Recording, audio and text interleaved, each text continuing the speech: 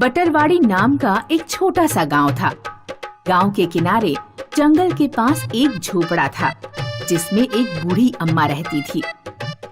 बूढ़ी अम्मा काफी अकेली और गरीब थी। उसके झोपड़े के पिछवाड़े में एक बेर का पेड़ था। साल के 12 महीने पेड़ से खट्टे मीठे बेर मिलते थे। बूढ़ी अम्मा रोज सुबह पेड़ के नीचे आती और सारे बेर इकट्ठा करती, फिर दोपहर को बाजार जाती और सारे बेर बेच आती। लोगों को बूढ़ी अम्मा के बेर काफी पसंद थे। बाजार जाते ही बेर की टोकरी खाली हो जाती और पैसों से भर जाती। इस प्रकार बूढ़ी अम्मा खुशी खुशी जिंदगी जी रही थी।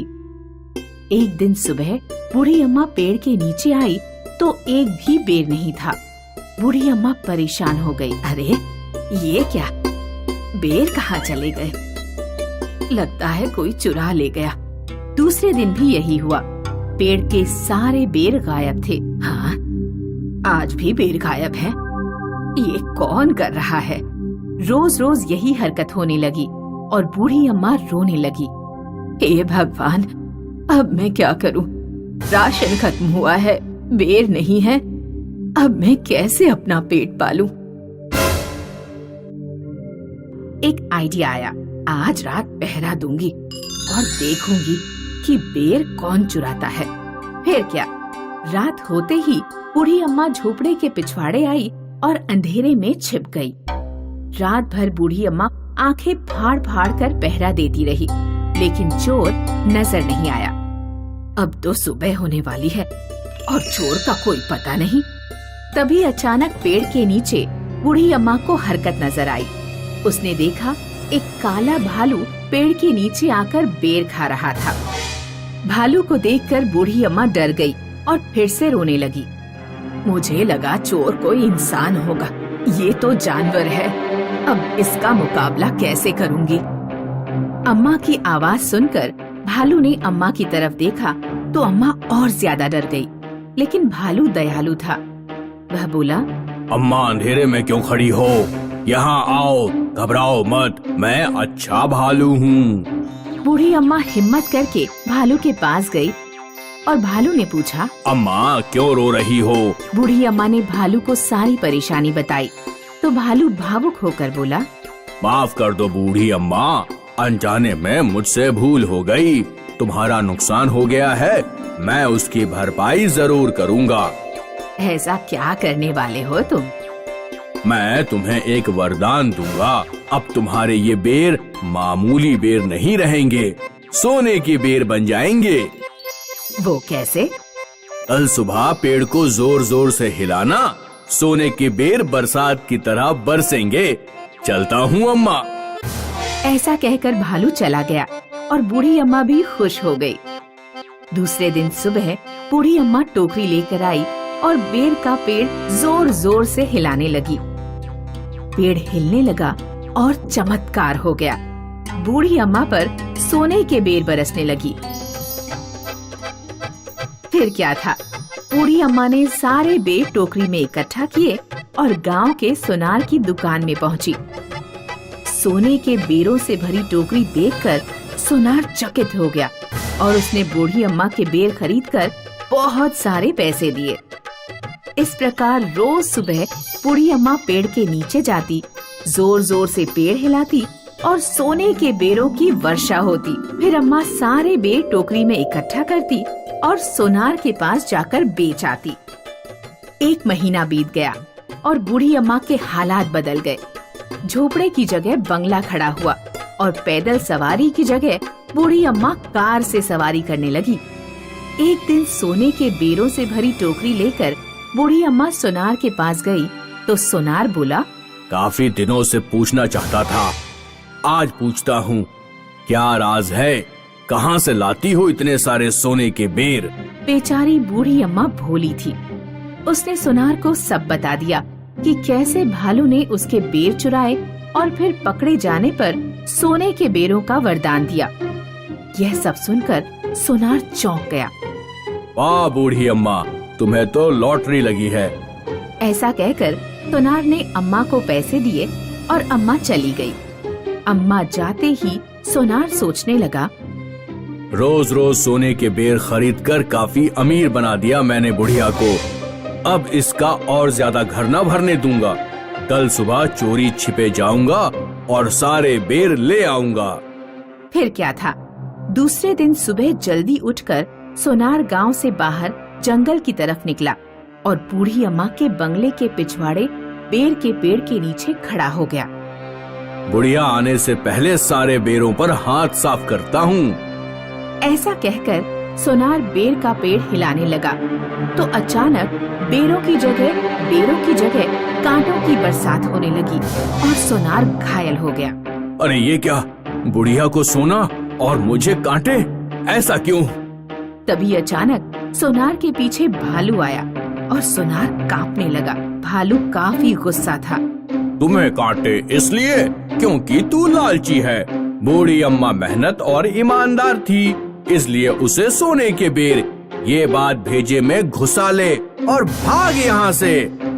और सबसे कह देना, बूढ़ी अम्मा के पेड़ पर जो बुरी नजर डालेगा उसे मैं फाड़ कर खा जाऊंगा। ये सुनकर सोनार वहाँ से 9-2-11 हो गया और उस दिन के बाद किसी ने बूढ़ी अम्मा के पेड़ की तरफ आंख उठाकर नहीं देखा।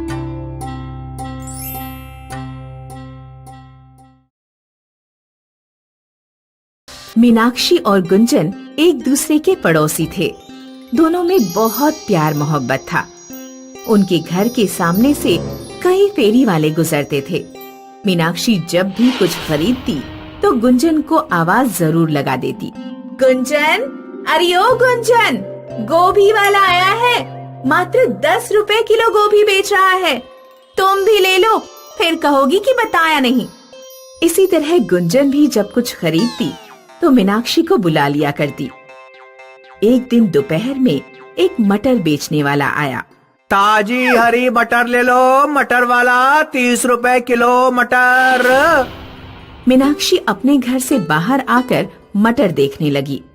ले लो बहन जी, एकदम कच्ची मटर है, कल ही खेत से तोड़ी है। ठीक है, 1 किलो तोल दो। मीनाक्षी ने हमेशा की तरह गुंजन को आवाज दी। गुंजन, ओ गुंजन, मटर वाला आया है, अच्छी मटर है, लेना है तो आ जाओ। संयोग से गुंजन उस दोपहर रजाई ओढ़कर गहरी नींद में सो रही थी। मीनाक्षी के कई बार आवाज देने पर भी जब गुंजन बाहर नहीं आई तो मीनाक्षी ने अपने लिए मटर खरीद लिए और मटर वाला चला गया। शाम को जब मीनाक्षी सब्जी बनाने के लिए मटर छीलने बैठी तो उसके होश उड़ गए। मटर में से सोने के दाने निकल रहे थे। उसी समय मीनाक्षी का पति शुभम ड्यूटी से लौटकर आया। शुभम स्वार्थी और लालची किस्म का इंसान था। सोने के मटर के दाने देखकर वह बहुत खुश हुआ। अरे वाह, हम तो माला माल हो गए। तुमने 1 किलो मटर ही क्यों खरीदी? कम से कम 10-12 किलो मटर खरीद लेती। मुझे क्या पता था कि मटर में से सोने के दाने निकलेंगे। पता होता तो ज्यादा खरीद लेती। मीनाक्षी के पति ने पूरे गांव में अपने अमीर होने का खूब दिखावा किया। जब गुंजन को पता लगा कि मीनाक्षी ने ऐसे मटर खरीदे हैं जिसमें से सोना निकला है तो वह मीनाक्षी के घर पहुंची। क्यों मीनाक्षी, तुमने मटर अकेले अकेले खरीद लिए? मैं जब भी कुछ खरीदती हूँ तो हमेशा तुम्हें आवाज लगाती हूँ। मैंने तुम्हें आवाज दी थी लेकिन तुम घर से बाहर ही नहीं निकली। शायद तुम सो रही थी। अच्छा हाँ, मैं परसों दोपहर थोड़ा सा सो गई थी। मुझे लगा कि तुमने जानबूझकर मुझे नहीं बुलाया। मुझे माफ करना। कि वह मटर वाला कभी दोबारा आए तो मैं भी उससे मटर खरीदूंगी। गुंजन जब घर पहुंची तो गुंजन का पति उससे बोला, अब पता लगी तुम्हें अपनी मीनाक्षी बहन की असलियत। तुम तो कहती थी कि मीनाक्षी बहुत अच्छी है, अब देखा कैसे वो सोने की मटर अकेले खरीद कर बैठ गई। हमें गलतफहमी हो गई है। मीनाक्षी ने मुझे आवाज दी थी लेकिन उस दोपहर नींद में होने के कारण मैं मीनाक्षी की आवाज सुन ही नहीं पाई थी। मैं नहीं मानता, वो झूठ बोल रही है। उसने तुम्हें इसलिए नहीं बुलाया क्योंकि वो नहीं चाहती थी कि उसके साथ साथ हम लोग भी अमीर हो जाएं। उधर मीनाक्षी का पति शुभम काम धंधा छोड़कर घर बैठ गया था। और हमेशा सोने के मटर के दानों की रखवाली करता रहता था। मीनाक्षी उससे बोली, क्यों ना हम आधे किलो मटर गुंजन के घर दे आए? हमारे साथ उन लोगों के घर भी सुख समृद्धि आ जाएगी, तो इसमें बुरा क्या है? क्या तुम पूरी पागल हो गई हो? आधे किलो सोने की मटर गुंजन के घर दे आओगी? अरे इन मटर के दानों से मुझे पूरा जीवन गुजारना है। अगर आधी मटर के दाने तुमने गुंजन को दे दिए तो मुझे आधी जिंदगी काम करना पड़ेगा। इसलिए आधे किलो मटर गुंजन को देने की बात बिल्कुल भूल जाओ। एक दिन गली में एक और मटर बेचने वाला आया। इस बार गुंजन के पति ने उसे पकड़ लिया और उसके सारे मटर खरीद लिए। मटर कम से कम 50 किलो थे। गुंजन और उसके पति ने मटर छीलने शुरू किए, लेकिन किसी भी मटर में सोने के दाने नहीं निकले। गुंजन के घर 50 किलो मटर का कोई काम तो था नहीं, इसलिए वह पड़े पड़े खराब होने शुरू हो गए। क्यों ना मैं कुछ किलो मटर मीनाक्षी को दे आऊं? यहाँ तो ये खराब ही हो जाएगी। गुंजन ने एक बोरी में मटर भरी और कुछ मटर मीनाक्षी को दे आई। मीनाक्षी गुंजन के व्यवहार पर बहुत खुश हुई। उसने मन में ठान लिया कि वह किसी भी तरह आधे किलो सोने के मटर गुंजन को देकर रहेगी। मीनाक्षी बाजार जाकर हरे और गोल्डन कलर का पेंट खरीद लाई। उसने आधे किलो हरे मटर पर गोल्डन पेंट कर दिया। एक सुबह जब उसका पति टॉयलेट में था तो मीनाक्षी ने जल्दी से आधे किलो सोने के मटर के दाने उठाए और उसकी जगह अपने पेंट किए हरे मटर के दाने रख दिए। दोपहर में वह अपने पति से बोली, सुनिए जी, मैंने साधारण मटर की सब्जी बनाई है। सब्जी थोड़ी ज्यादा बन गई है। कुछ सब्जी मैं गुंजन के घर देकर आना चाहती हूँ। शुभम ने भगोने में देखा तो उसे हरे मटर दिखाई दिए, क्योंकि मीनाक्षी ने सोने के मटर पर हरा पेंट कर दिया था। इस तरह मीनाक्षी ने अपनी चतुराई से आधे किलो सोने के मटर गुंजन के घर पहुंचा दिए। गुंजन और मीनाक्षी में पहले जैसी गहरी दोस्ती हो गई। मीनाक्षी, एक बात बताओ, जब तुम्हारे पति को पता लगेगा कि आधे मटर के दाने सोने की नहीं साधारण हैं, तो तुम उनसे क्या कहोगी?